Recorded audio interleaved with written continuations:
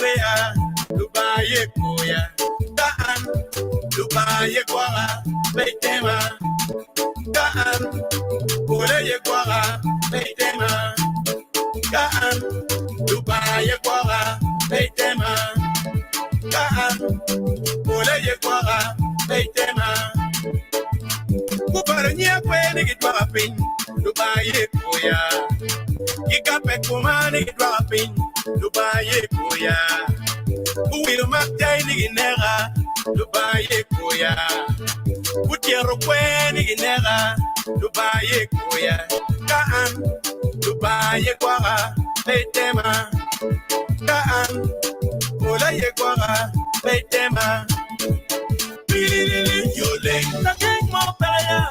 Yoleng, mano karakara. Yoleng, alawa yabiyo. Yoleng, mano wara wara. Yoleng, the king mo paya. Yoleng, mano karakara. Yoleng, alawa yabiyo. Yoleng, mano wara wara. Yoleng, the king mo paya. Yoleng, mano karakara. Yoleng, alawa yabiyo. Yoleng, mano wara wara. Lubaga yabiyo ngara loro peya. Yabiyo. Lubaga orolwen ngara loro peya. Orolwen ma. Lubaga yabiyo ngara loro peya. Yabiyo. Lubaga orolwen ngara loro peya. Orolwen ma. La merawe peyrenge. Yoleng. Nikari when you down peyrenge. Yoleng. Umerawe peyrenge. Yoleng. Nikari when you learn your knee peyrenge. Yoleng. Lupa para tiro kiti. Ye koya. Hello yabiyo. Lupa montone.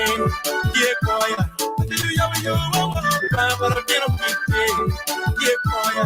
Hello yabiyo. Lupa montone. Ye koya. Yabiyo. Kaan. Lupa ye koya. Yintoro. Kaan. Lupa ye pira. Yintoro. Kaan. Lupa ye rura. Yintoro. Kaan. Lupa ye koya. Yintoro. Yoleng. The king mo paya. Yoleng mano karakara.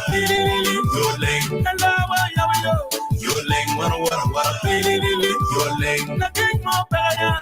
Yoleng mano karakara. Yoleng. Alawa yabiyo. Yoleng mano wara wara. Yoleng. The king mo paya. Yoleng mano karakara. Yoleng. Alawa yabiyo. Yoleng mano wara wara.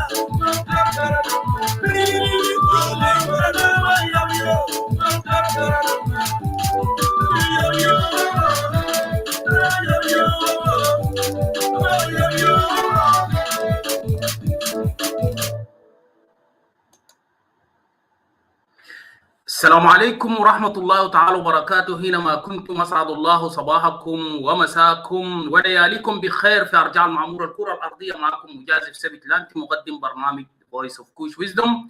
ونحن في هذا اليوم المبارك يوم الجمعة يوم 4 فبراير 2022 ونحن ما زلنا نتحدث ونناقش ونتكلم بما يدور في جنوب السودان وبالأحرى السياسة التخبط بتاعت الحركة الشعبية اللي ماسكة زموم الأمور في جمهورية جنوب السودان.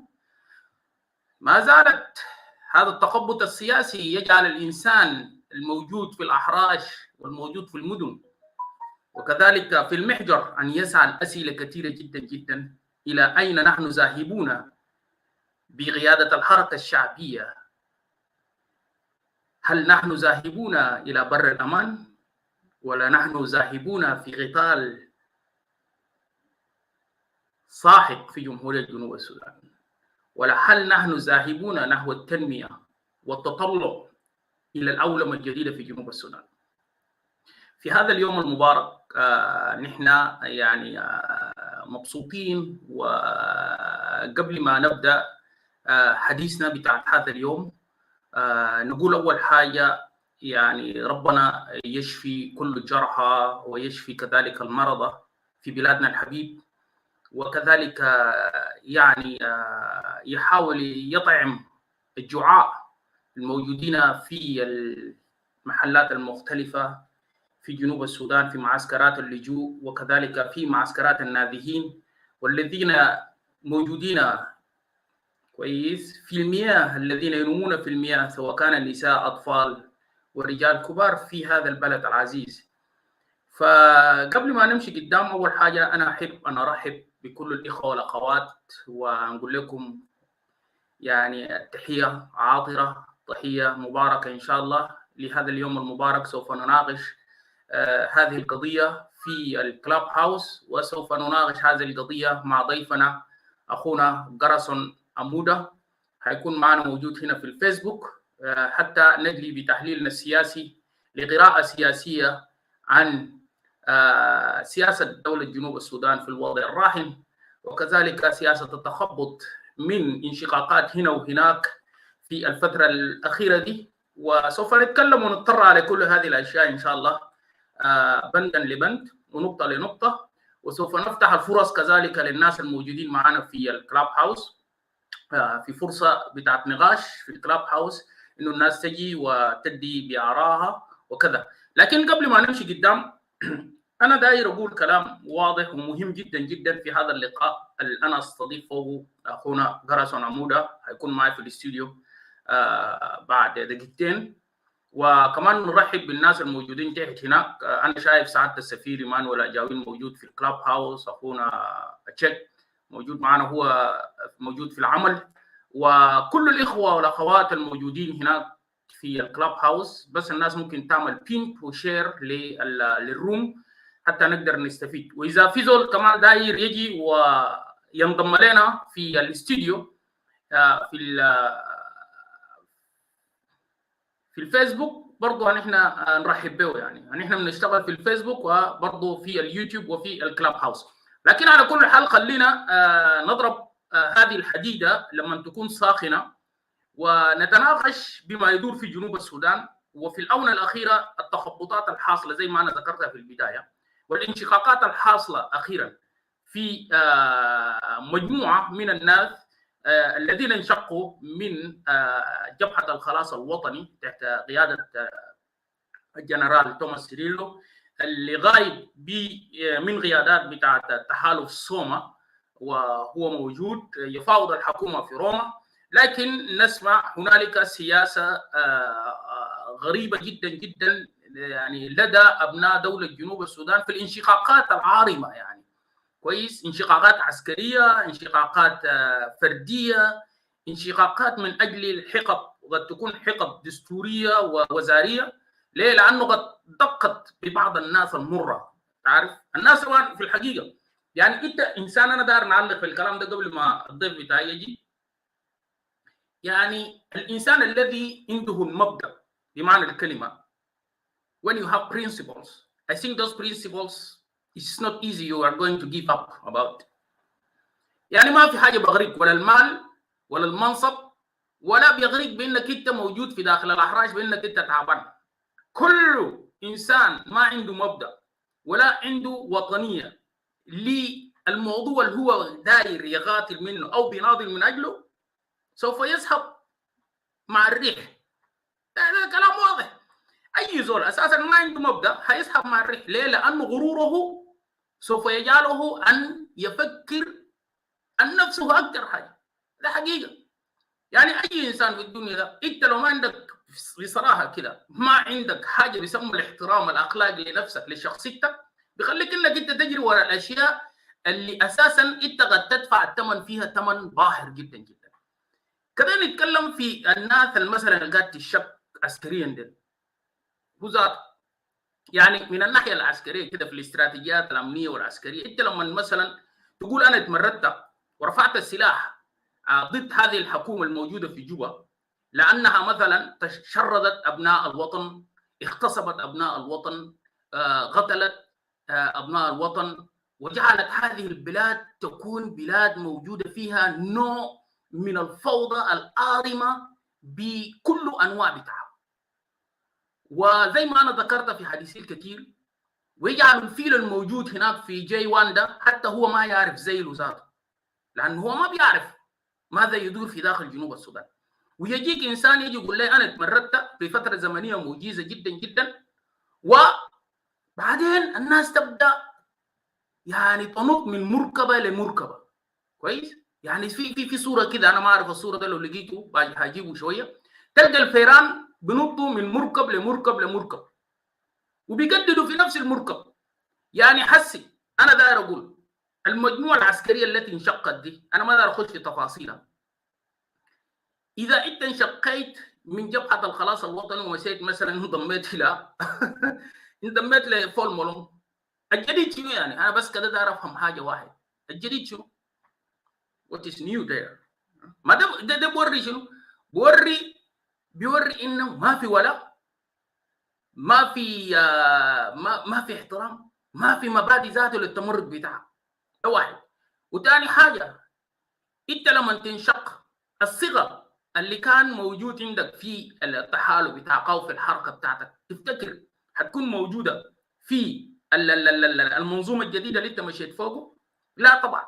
كده انا اديكم مثل بسيط جدا. اذا بقى في زول، اي زول، انا معلش الكلام ده، لو انت بقيت معرس، مشيت ونقلت نفسك من محل اخر، مثلا الناس الحسي ينشقوا بيقول بيمشوا للحكومه مثلا، لنفرض انت مشيت للحكومه، بعد ما انت تمشي للحكومه ده، الحكومه ده ما بلي ولا كير ده هو ما بلي، هيستخدمك. بعد ما هيستخدمك هيجري لك انت ذاتك، لانه المهمه بتاعتك تكون انتهت. ده هو كده. لانه انت لما تكون انسان يعني خاوي وانسان ما عندك كرامه، لابد انه تمشي في جهه اخرى كرامتك سوف تداس على الارض. يعني انا ما اعرف الناس قاعد تفهم كيف. يعني الناس قاعد تفهم، طبعا في ناس قاعد تصفق وفي ناس قاعد تحلل وعملوا بقول له شنو ده تدبيرات عاليه جدا جدا بانه هذا هو ضربه قاضيه لجبهه الخلاص الوطني، وجبهه يعني ضربه قاضيه اللي بيسموه شنو لصوما وما ادري. لكن يا جماعه الزول اللي انشق ده، انت بعد ما انشقيت ومشيت مثلا وخشيت جوبا، كير هيستخدمك بعد ما هو ينتهي من المهمه بتاعتك اللي انت دايره، بعد ذاك هو ذاته هينتهي منك يعني بمعنى الكلمه. Let me welcome brother Gerison Amuda. You are most welcome with me in the studio right here. And I think before me to proceed, for our topic tonight, I just said that let me just make some remarks about what's taking place in South Sudan for those of National Salvation Front. Some generals, those who, they break out and join all along. And that's why I just said that, okay, let me just somehow talk. But thank you. You are here with me. And I think we have to proceed. We have some people also in the clubhouse. Maybe you will join us later on. But let's go and start, putting the points here and there about the topic of today. So before to go ahead, I will give you a chance just to introduce yourself, and then we go from there. Thank you.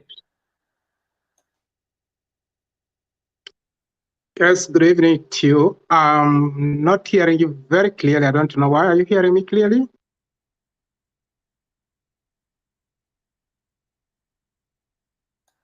I hear you very good. Don't you hear me? Your voice is a little bit very far. From my computer, it's very clear, but from my phone, it's not very clear. So are you using two devices? No, I have my laptop before me for my points. Okay. All right. I hope you will hear me. Otherwise, let me change it like this. So now, how is it? Is it okay? Let me first go out and then come in. Okay, let me try again. Okay, thank you. Let me just adjust something here. عندنا مشكلة مع الضيف بتاعتنا في الاستوديو. هو الظاهر ما سامعني كويس، لكن ناس الكلاب هاوس الظاهر هم سامعني. وده كلام جميل. يا جماعة هيكون معي هنا في الاستوديو في الفيسبوك هيكون معي brother Gerison Amuda. And then when I will finish with him, maybe in half an hour, 45 minutes, then I will give a chance also for those who are, in the clubhouse there, also to give their own opinions and what they are, suspecting from this topic tonight. And then I can bring some, if Dominic is free or someone is free there, I can bring him up so that he can moderate a little bit there, and I give chance. And I think also Ambassador, if you are free, but I don't know, it was not an official, it's not an official invitation, but I don't know. I will try the rest, those of Molwal, so that they can help me to moderate, in the clubhouse. So, Brother Gerison Amuda, is it clear now? Let's try. Yeah, if it's not clear, okay, if it's not clear, then let me do like this. Yes, let me just try something. Just bear with me a little bit. We can find solution as well, do you hear me now? I think it's okay, though not very clearly. Let's try. Okay, good. So, all right, then I think you can introduce yourself, and then we go from there. And yeah. Well, I think first of all, let me say good evening to your viewers, to those of us who are watching maybe from Europe, to those of us who are watching from Australia, maybe good morning to the people in America, maybe good afternoon to you all. My name is Gerison Amuda. Currently, I'm sitting in the Netherlands. I think this is not my first time. I've been coming to your show for several times. That's all about me. Yeah, do you hear me now? Is that this is okay? I hear you a little bit very far, but let us try. As long as you can hear me, I think it's okay. Yeah, because I connect two devices that for those who are in the clubhouse. So, Brother Gerison Amuda, before to go to our topic tonight, I would like you just to give us some, reading light or some enlightenment about what is taking place in South Sudan right now. And then we go systematic for our discussion tonight. So, yeah. What is taking place in South Sudan? I think general South Sudan is very quiet,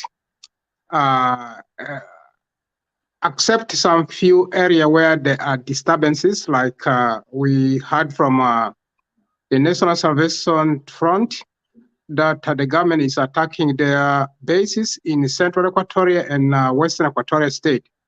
I think these are the disturbances that is happening in Sudan, or South Sudan at least.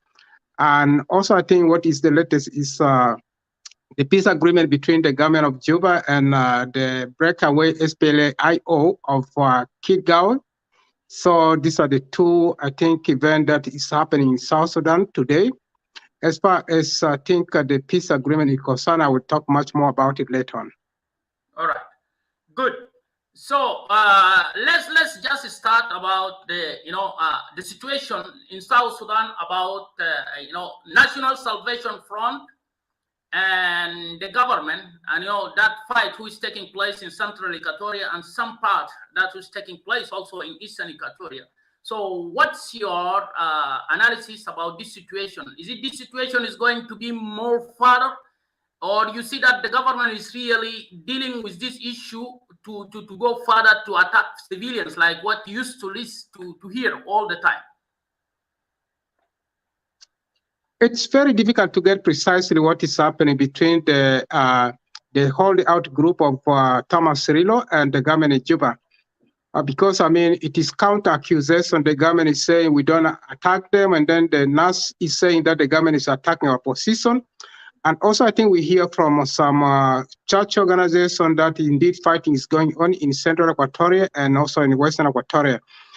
as far as Eastern Equatoria is concerned, I think I did not hear much about fighting in Eastern Equatoria. There could be some fighting, maybe the government is trying to term it like criminals. Also, we have heard in the area of Acholi, I think yesterday I got some news that there were quite a lot of cows coming in, I think, and also the Acholis and the Lolubo had a meeting together with the cattle owner. And clearly in their sitting, it was meant very clearly that the cows were transported by the trucks from Bor to these places. And during the sitting, I think the leadership of these cattle groups, they make it very clearly that they are coming to Acholi area and also in the Lolubo area to settle. And also they are coming to this area because the other time the Lokoya came and took their cows. They actually knew that the Lokoyas are coming and they actually kept quiet. They did not inform them. So they are coming this time around to revenge.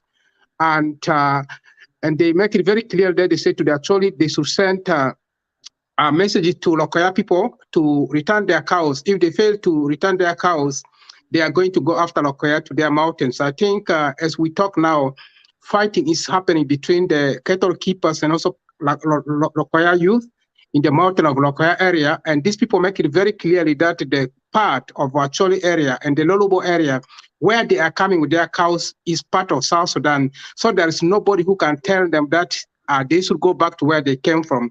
That is, I think, just some few enlightenments about what is happening just remotely in the area of Acholi. And this thing can also trigger a very bad conflict between the native of Acholi and the Lolubos and the cattle keepers. Because the cattle keepers, according to the reports, they are in huge numbers and they came well armed this time around. And each and every day, the cows keep on coming. I remember, I think we all know that roughly three weeks ago, the commissioner of Magui County sent letter to Governor of Eastern Equatoria, Louis Lobong, very clearly. Also, he made some accusations. These are true accusations about the increasements of the cattle in the area. So it's not only that the cattle keepers are coming with their cows, but they're also very violent, and the cattle are destroying the crops this time around. And this is the livelihood of the people of this area. So let me come to the fighting between the NAS and the government forces. I think this could escalate into a large scale of fighting, and it's going to cause a lot of civilian displacement. The government at the moment is, I think, has its forces within the Equatoria, since when you look at Upper Nile, when you look at Unity State and Bahra Ghazal, there's no fighting going on there. So this area where previously fighting has been happening in these two regions like Upper Nile and Bahra Ghazal is now relatively quiet because of the peace agreement between the government and IO. Also, I think given that, the peace agreement seems to be holding some water. So the focus of Juba regime is now, I think they are trying to move their forces into Central Equatoria and also in Western Equatoria. The report is very clear that it's not the government forces that is now fighting. I think they are using this, the general called Lokujong is from Kuku tribe, to fight the positions of this NAS group. So I think the government is trying to put a lot of effort into this area. As this is the dry season, they want to attack the bases of these people before even the rain season begins. So we don't know whether the NAS is in a position to fight back or not.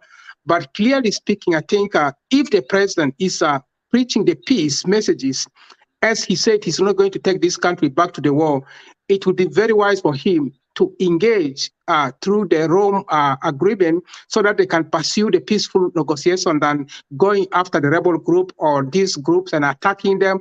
In the process of attacking them, the civilians are going to be, there is a saying that when the two elephants are fighting, the grass will suffer. So our people suffer a lot. I think this is the time, I think the president and also the armed groups that are still fighting should find some peaceful way so that at least people of South Sudan should have peace.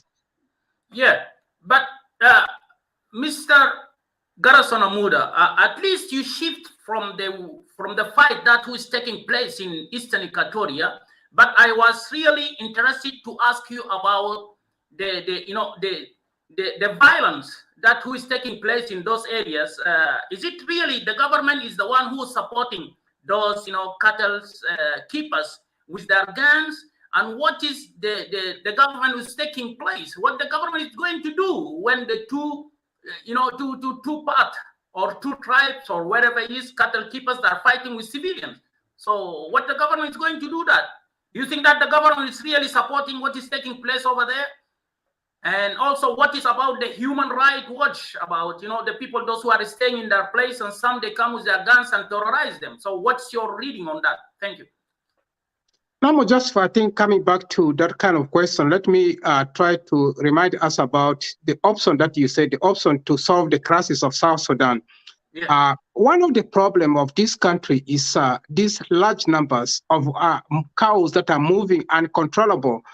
And these cows are not even benefiting the nation of South Sudan, because according to the report, the total number of cows in South Sudan could be 36 million, which is 2 times or 3 times bigger than the population of South Sudan.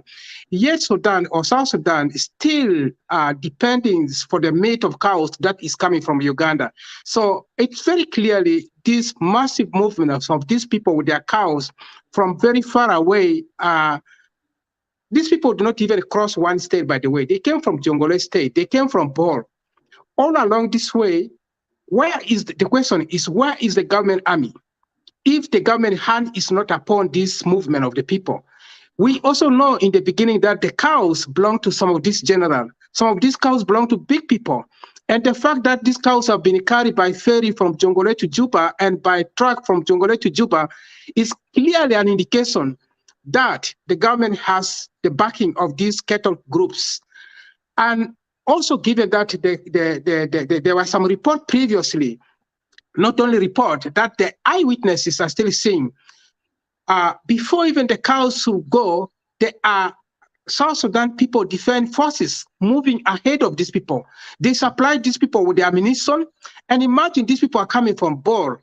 If the government is not behind them, on the way along this 500 kilometers before reaching to Acholi area, before reaching to my area, these people should have exhausted their food. Yes. But they are still surviving. That means there is the fresh supplies coming to them. Who is providing these supplies of ammunition? It's Juba regime. These cattle keepers have no factories where they can go and buy this gun. There is only one party that do procurement for the arms in South Sudan, and that is the legitimate government of President Salva Kiir that is sitting in Juba. So all these cattle keepers who are coming with their classical, who are coming with their heavy machine gun, who are coming with their RPG, it's this government that supplies them.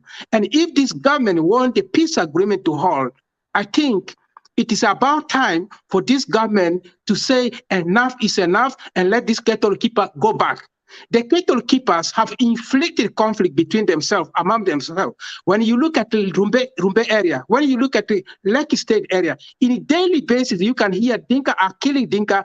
In a daily basis, there are people who are dying in this cattle wrestling, could be 75, 100, 120. So this is between Dinkas and Dinka. Imagine now they are coming to area where the civilians are not armed.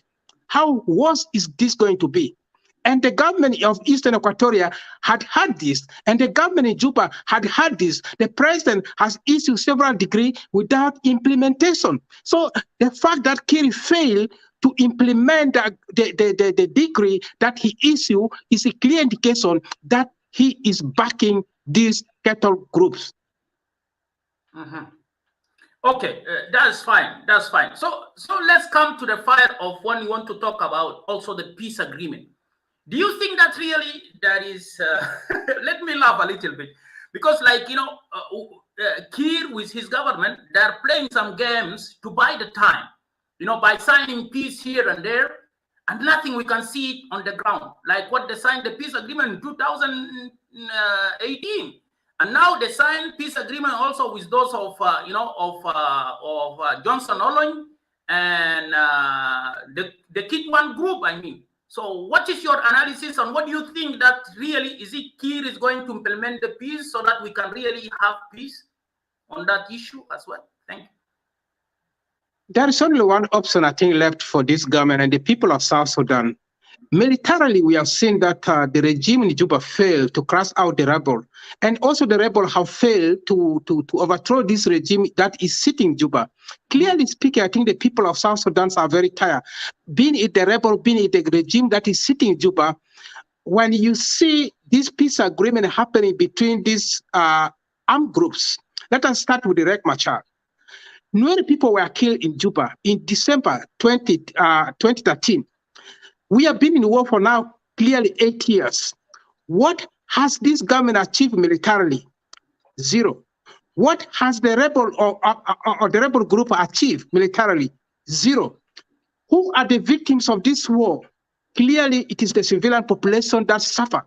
As we are talking, there are more than 3 million South Sudanese still displaced from their homes. As the war is looming in our central Equatoria, and East and Western Equatoria, let us also expect that more people are going to be uprooted from their home, and they are going to be in the refugee camp. And also, let us not forget, there are those refugees who began to come back to Eastern Equatoria, places like Pageri, places like Magui, places like Obo, places, other places. The presence of these cattle keepers who are highly armed has posed threat, because, I mean, there are no humanitarian organization that is going to supply these returnees with food supplies. The only way for these people to support themselves is by growing their own food. So the presence of these armed groups that are coming with their cows can pose another scenarios for these people to return to where they came from. So the peace agreement, when you see the nature of this peace agreement, we don't know exactly what had been agreed between this breakaway of SPLA-IO function that is led by General Simon Gatwich and also Johnson Oleng. We don't know. Majazif, if I have disagreement with you, we cannot just sit on day one and come out with the formulation that we have reached peace agreement. Something sense that is happening in this peace agreement. I think what we see is the conflict of South Sudan is not between the SPLM party and other party. The fighting is among the SPLA. When we see Machar came back to Juba, he had forgotten the causes that he had been fighting for. When we see this governor of Western Equatoria, Bakasero came to Juba, I mean, what took him to Juba? These people eventually, I think their pockets are now empty, and they are trying to impress Kiri so that they begin to refill their pockets. We read the messages or the letters that were written by Paul Malwang to President. He was reminding the President about the early day, how they used to be close. Their tie cannot be broken. So this is clearly not somebody fighting for the national cause. These individuals are fighting for their individual pocket. And the peace agreement that they are talking about is their own peace agreement, so that they can be reinstated into their former glory, so that eventually they will have money. So when the SPLA-IO under Simon Gatwich break away, the expectation of people of South Sudan is that this guy is now going to bring the war, this guy is going to fight, and this guy previously, because he denounced what his boss has done, he denounced the inability of Riek Machar of coming to Juba, of abandoning his forces, even not thinking about them. So for him to go to Khartoum and signing peace agreement within 1 day without consultation is an indication that these individuals are now fighting for their own cause. Let us talk about the details about this peace agreement. When we hear the Suluk people talking about, and when the chairperson of the advanced team of General Johnson Oleng came to Juba, he said what? He said the forces of Suluk, this movement started with the Suluk youth. These people were protesting what? They were protesting against the land annexations, because the land of Suluk were given to Dinga Padang. Yes. They were fighting for this. They began to fight the government in Juba before even Riek Machar went to what? To the bush.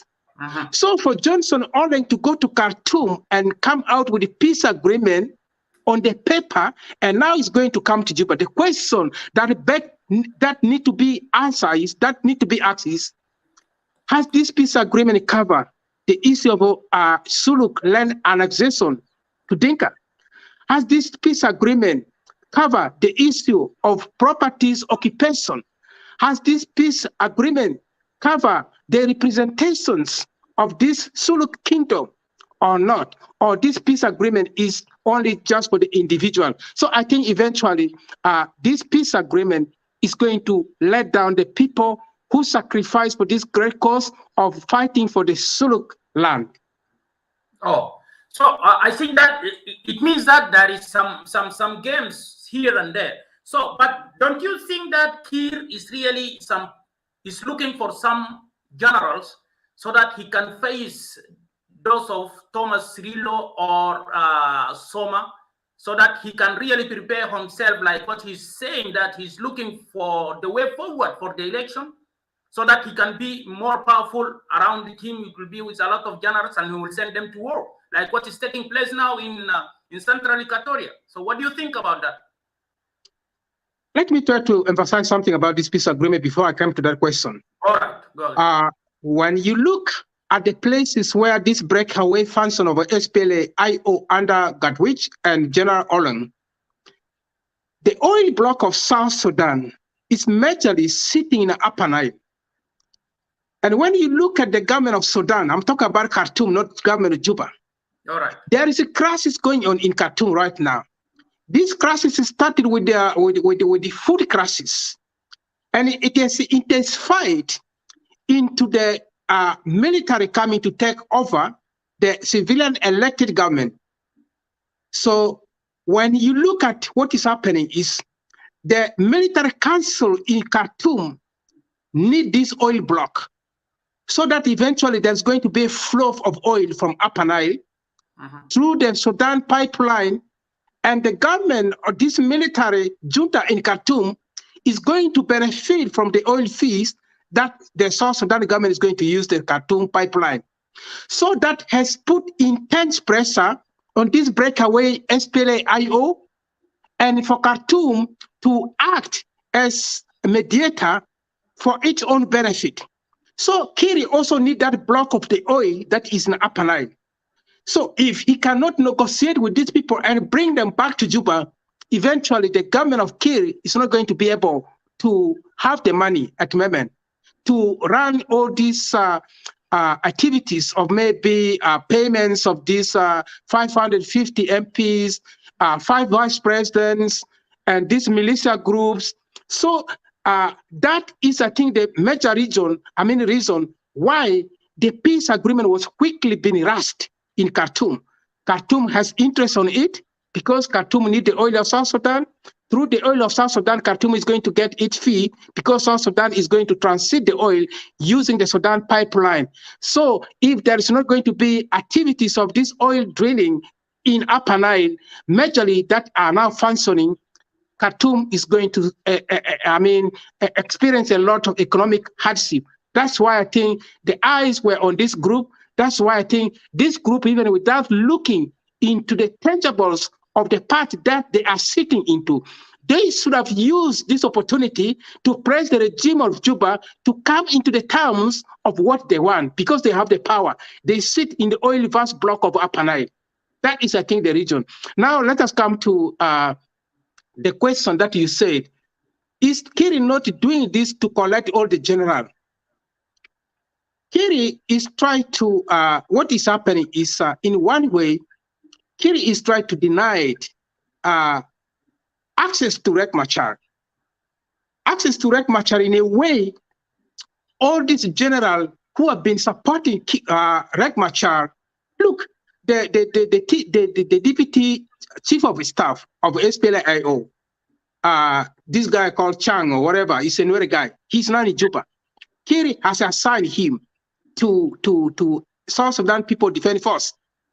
So if Simon Gatwich could come to Juba, I think eventually the Nuer White Army, whatever the Nuer forces who are still holding in the bushes, That means all the forces of Nuer are now in Juba.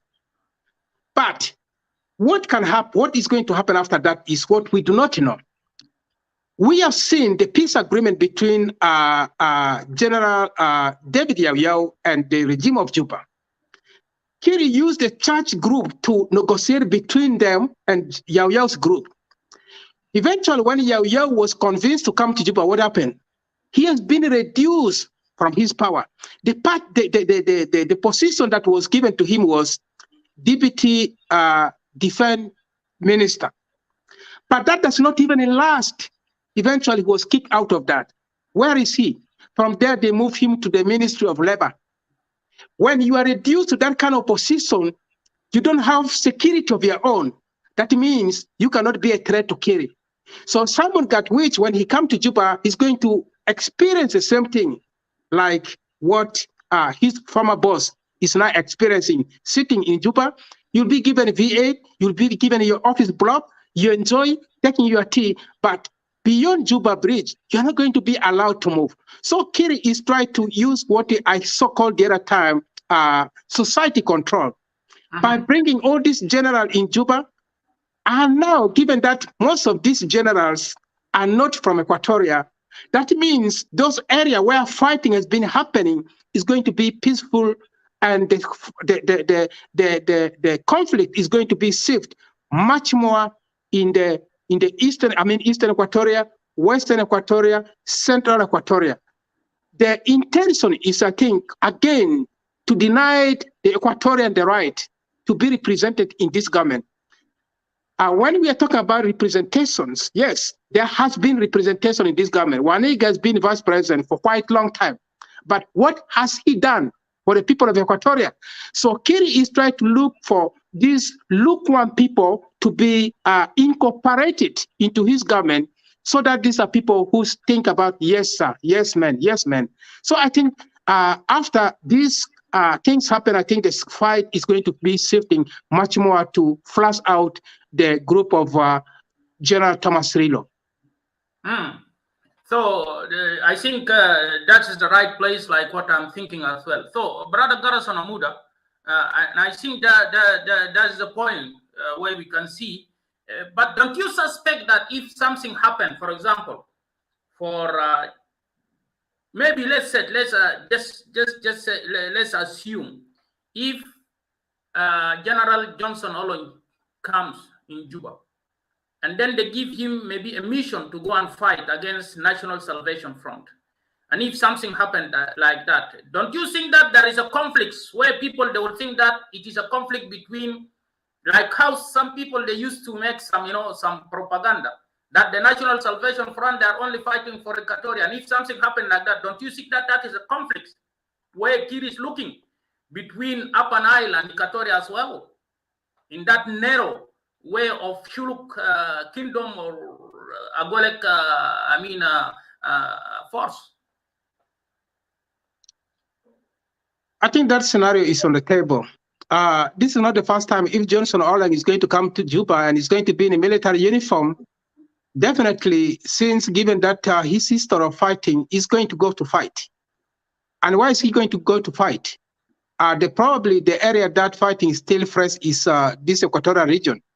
You remember around 2000, I think 17, 16, or even I think 14, Johnson was fighting along the government, and he got wounded by SPLA-IO under Machar, and he was flown to Nairobi for treatment. After, when he came from treatment, I remember he came to Juba, where he met the president, and I think his needs were not properly being addressed.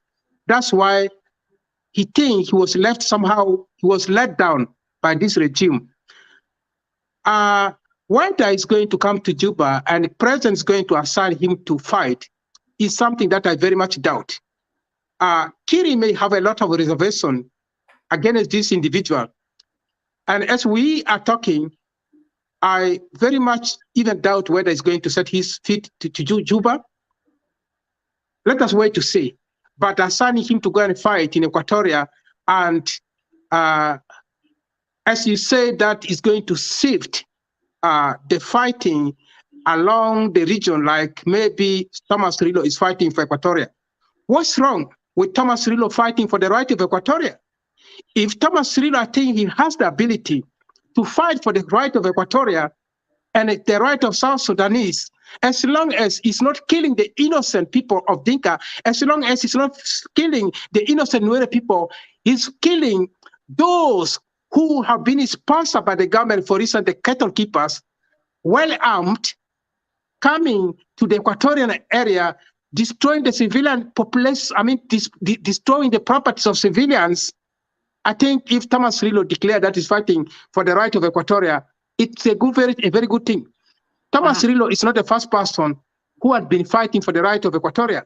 Late Martin Kenyi, I remember, I think he led the Equatoria People Defense Force. So this thing can only happen when the regime in Juba has failed or have failed to recognize that the government of Juba is not tribal government. This government of Juba is the government of the people of South Sudan. But as far as we are concerned, as we Equatorial are concerned, I think Kiri think it's not only the Equatorial thing, by the way. The people of Western Equatoria, how do you call it? Western Bahra Ghazal state, yes. The Balandas, the other tribe, the minority groups, even within the Jongole state and Upper Nile, including the Suluk, I think they are legitimate target of this government. If this group of Kitgao come back to Juba, what do you think is going to happen? Kiri will now think that is the only solid bull that is standing in the cattle camps. There is nobody who's going to wrestle him, because the Nuere plus the Suluk and the Equatoria failed to wrestle him down. So President Kiri, whether we are going to call for election, the election result is going to be fixed and it's going to become the president. So what is left for the people of South Sudan? I think the land of South Sudan became the forgotten land, because the international community also, they fail. They think this thing cannot be solved. They should have taken a very aggressive measure, whether being it is sanctioned or being it doing other business, not doing businesses with South Sudan. But this same regime, this same regime is getting financial support from American institutions, getting support from European unions.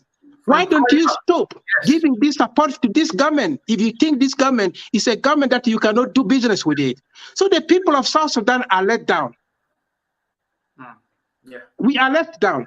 The election is not going to solve anything.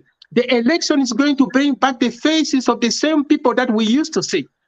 So if Thomas Rilo has the ability, has the military capability to fight, I think he's fighting for the right of his people. If you say every day somebody's coming to bully your mom, somebody's coming to bully your entire family, you will end, eventually you're going to be angry, you would like to go and fight. But I am very much disappointed in Thomas Rilo as well, because it has been a while. There's no territorial gain that he has gained. What is he doing? If this regime of Juba said we're not going to respect the Rome Peace Agreement, what are you going to do? If you begin to attack town, you begin to take town, you're going to receive the support. But since you're not taking town, you're not taking any area, you're not even cutting off the roads, people get disappointed. So that is a thing where the lifelines of Thomas Rilo's group is not going to benefit from people who are sitting in the diaspora, because people get disappointed. Yeah, people are getting disappointed because there is no any clear, fight, or some towns have been taken by National Salvation Front or the group of Soma, like what you said. But don't you think that also the region is the one who is not giving space for Soma to go further? Because, also the issue of getting, ammunitions, guns, and all those kind of things, I think it is very difficult to find the way to get those, things to go for operation as well. So what do you think? No, it's very clear. I agree with you. There could be outgunned by the government. Yes, at the moment, the government has the upper hands. They have the financial abilities. They have the oil that is running under their favor. They have these Western donations, Chinese donation, whatever donation that they are receiving is going to the pockets of this government. But I think in general, as I said, militarily, the rebel groups fail. If this rebel group, right in the beginning, they unite their forces together, by this time, I think the regime could have agreed. You cannot negotiate with me when I know that I'm sitting on the upper hands. I have the upper grounds. I have the financial abilities. I have the oil on my hands. So there's no pressure on Kiri because Kiri is now everything. Kiri has everything. If this rebel group should have forgotten about the top leadership position, things would have worked good. Look at the summer groups. Paul Malwang was there. The Relay Spede Paganamum was there. And Thomas Cirillo was there. And also some other breakaway or hold-out groups were there, like the group of Emmanuel Ajawin. If these people should come out and formulate and agree among themselves who's going to be the leader, who's going to be the military wings, by this time, they would have upper hands. But because everybody was fighting to be a leader, there was that scramble for leadership. There was that task. Wait, of power. Dominic, you will go for that. Just because Dominic, I think he wants to interject, but I will give him chance after. Go ahead. Thank you. Yes, Dominic can come on. We can debate. It's okay. So if there is a unions or the unity between these two people or these rebel groups, it would have been much more better. So for 8 good years, the rebel group could not gain territories. That has given the Kiri a ground that I'm winning the war. The many rebel groups are now in Juba, and the breakaway function of SPLA is coming to Juba, and other small also defections is happening. So eventually, if the fight is going to move away from Upper Nile, other places, and is going to shift into Equatorial region. And when we talk about the Equatorial region, vast majority of these NAS groups are operating in Central Equatoria, also I think in Western Equatoria. That is also something that I wanted to point out in these NAS groups. There is tribal elements within these groups, because when you see the fighting forces, they are mostly coming from Fojulu tribes. Where are the Baris? The Kakwas are there. In the beginning, the Kukus were there, but the Kukus is split into 2. We see the regime in Juba begin also to use what I so-called society control.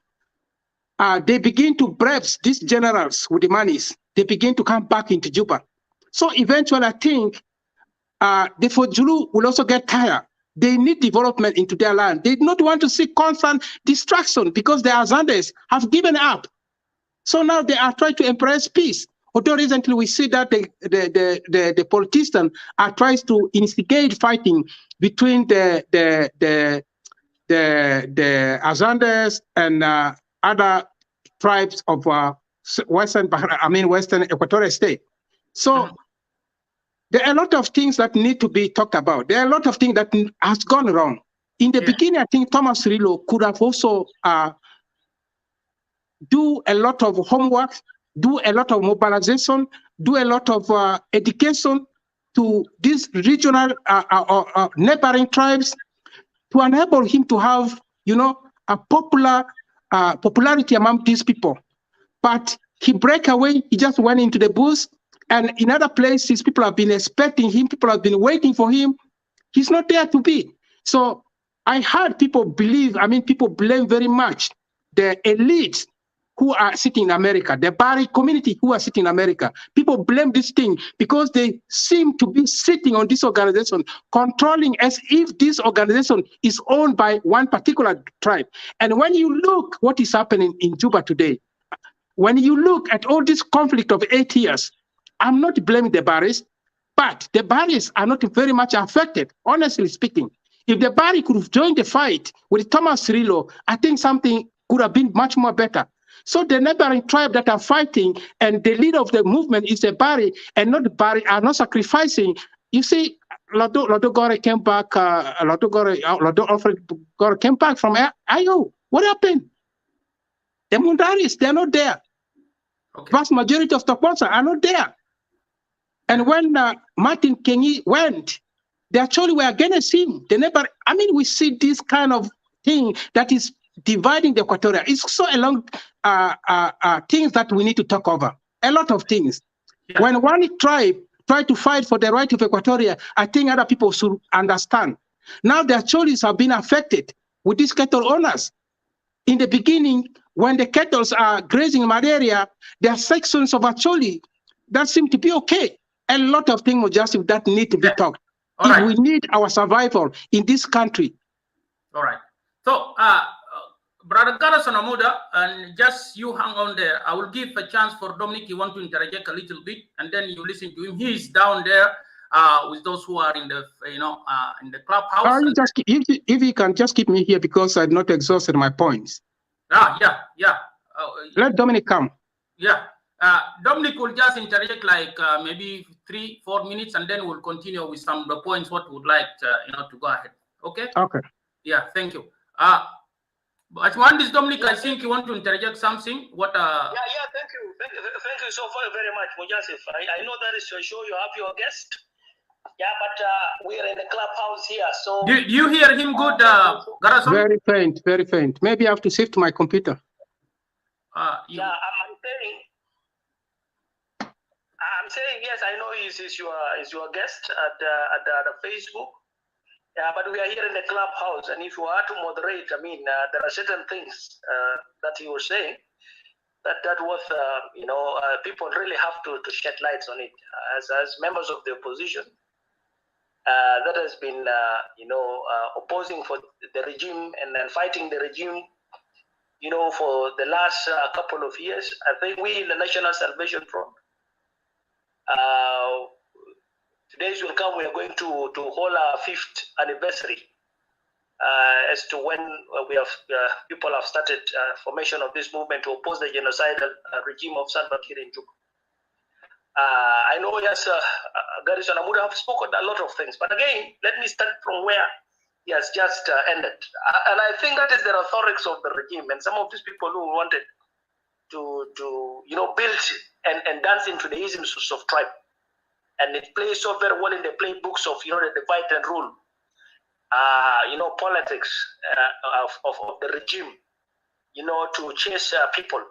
But one thing that is really very certain that Amuda must know is that whatever is happening in South Sudan, especially in general and in Equatoria in particular, is not immune.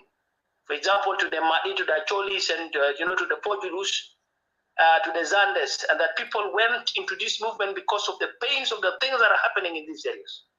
Okay. Now, saying that because the leader is holding from the bar, and therefore they should be the ones to contribute mostly to the fighting forces, or their area should be the theater of the war, also defeats the logic of why we even decided to establish this movement. One. Number two, there are also Baris in this movement, by the way. There are sons and daughters of Bari in this movement. Not only at the level of the police, but even at the fighting force, they are there. But one thing I wanted also to remind my brother is that, when Joseph Lagu was the commander of the Anyanya 1, Madi were very few in numbers. When even Martin Kenyi was actually the chief of general staff and the operational commander of the Equatorian Defense Forces, the Madi were not there to be seen. But yet people didn't really see that, Martin, despite the fact that most of the war was actually fought around the Tukos areas. So that one in and of itself is a policy of the regime that they wanted to divide and rule. Now again, to say that the oppositions, did not achieve anything or zero, it also defeats the logic. Yes, I know there are some oppositions that have gone to the movement with the aim of implementing this agreement. But again, you have to also know the type of the regime we are dealing with. Now, if there's any other person that needs to be blamed, it's supposed to be the government of Salva Kiir. And Salva Kiir himself, who does not want to implement this agreement. But for the leadership of Soma, You know, those who decided not to sign the Khartoum peace agreement, they have voiced their voices from day one on that 2018 September agreement. They say this agreement is not going to be implemented, nor this agreement is going to address the fundamental root causes of the problem. And by the way, they have shifted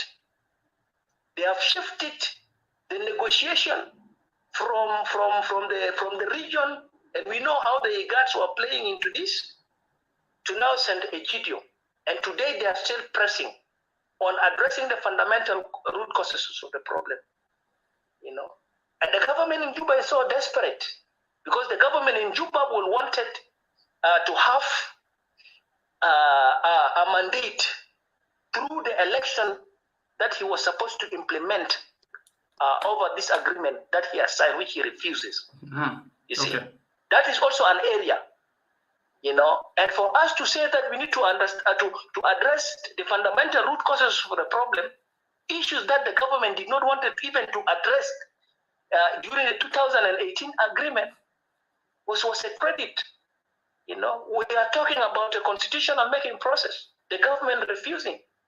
We are talking about the lean government.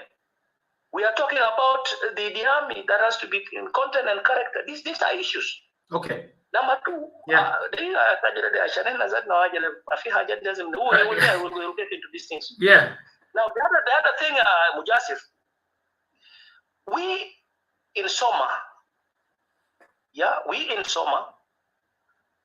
from the times of the Hague until we form our charter and we sign our charter, there were issues that were put there to be addressed, you know, and those issues are so pertinent. One thing that we wanted to debunk from Junubin, Rasbita Junubin, is that, you know, leadership is not necessarily that there must be somebody at the top as a leader, and that he has to borrow the hierarchy between the SPLM. No, that one we are saying is wrong. We are saying that kind of leadership that John Garang there has caused us a lot of problems in the movement. Why can we form what is called a leadership council? And up to date, I tell you, the leadership council is working so very well, and that decisions are taken through our consensus. Al-Batal Fogoshinu. Now, the issue of people who are frustrated, they must ask themselves as a question, what are they doing in order to solve their problems? The problems that their people are facing on the ground. But the people who have joined the movement fighting this regime are not exceptionals in terms of their blood. No. Even the guys who are fighting on the ground are not so exceptional. You know, you can't just say, you know, it's a frustration. No. You are supposed to do your bit and pieces into supporting the struggle, because the struggle is directly affecting his people. That is on the ground. And I'm aware of the meeting that he was talking of the cows, because I read also those minutes of the meeting. And it is true to the effect. What are you going to do with the type of this encroachment, these earth scorch policies of the regime? You know, and the question, good enough, Gerison Amuda have said that those cows headers are coming with the concerns and the informations of the government, because otherwise, why do you have to allow people that are outside the regular forces to move with all those arsenals and tormenting your citizen, and you call yourself a government? So that one warrants. What was the message, the underlying message from the government? Does it amount to the fact that all of us should arm ourselves so that we should defend ourselves? Because these guys are saying they are running from the floods, but they are also running from the Murle. So they wanted people to behave like the Murles, so that at least going forward we have to fight. That is the underlying message. Okay.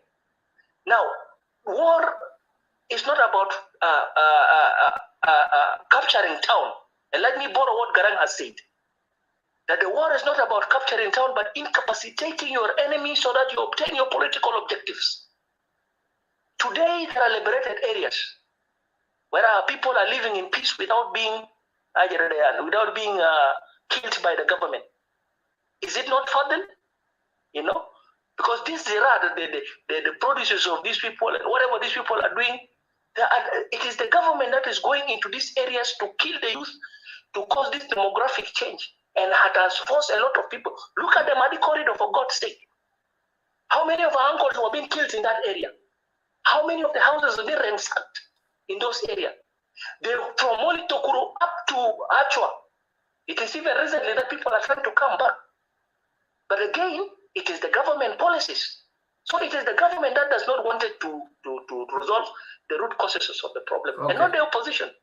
We have put a struggle, and we are telling to the people of South Sudan to join this struggle, because liberation is all about your contribution into the game. That is unfolding. We don't have to be in a blame game of saying these people are how are they going to do it?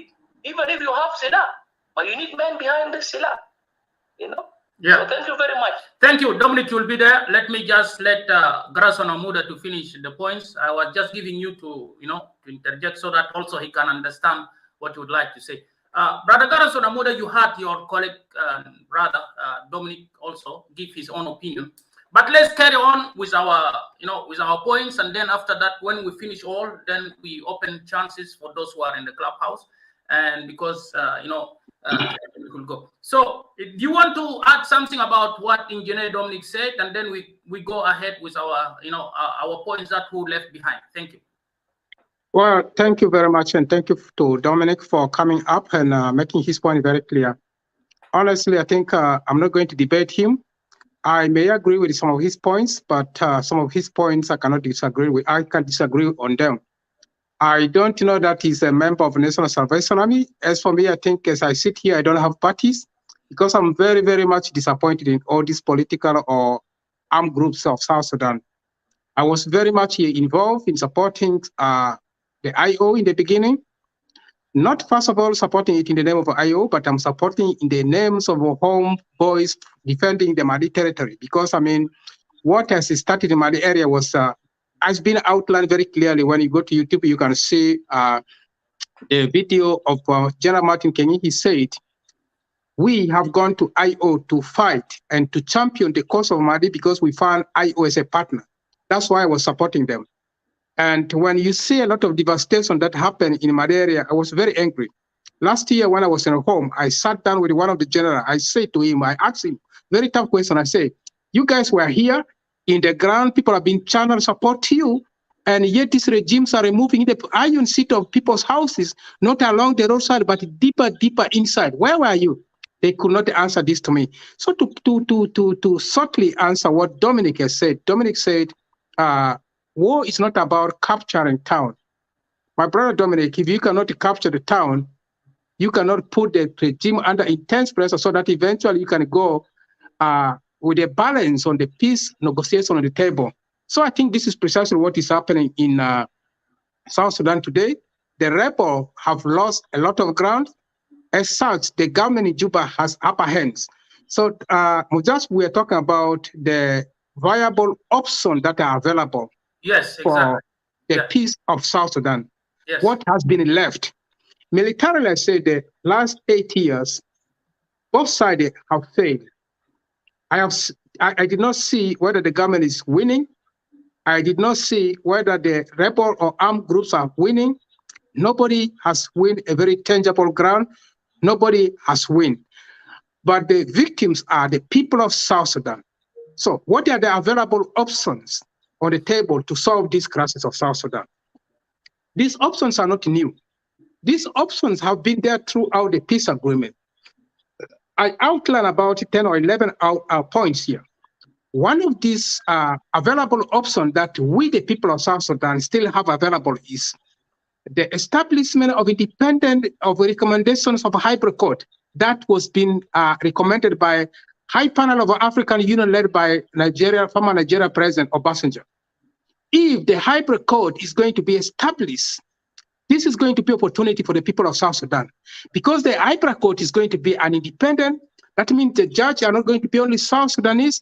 They could be judges from East Africa or even international, like the Sierra Leone tribunals that happened to solve the war of Sierra Leone, like the Cambodia war, like other wars in maybe Southern America. So if this establishment of a hybrid court is done, the perpetrators and the victims are all going to face each other in the court. And eventually, the criminals are going to be behind the bar. That is one available option. The option number 2 is setting up what is so-called the post-war transitional justice. This is equivalent to TRC, Truth and Reconciliation Committee. Not this national dialogue that the President Salva Kiir has set. The national dialogue is a version of TRC, Truth and Reconciliation Committee. But in this national dialogue, President pronounced himself as a patron. He wanted to sit over this.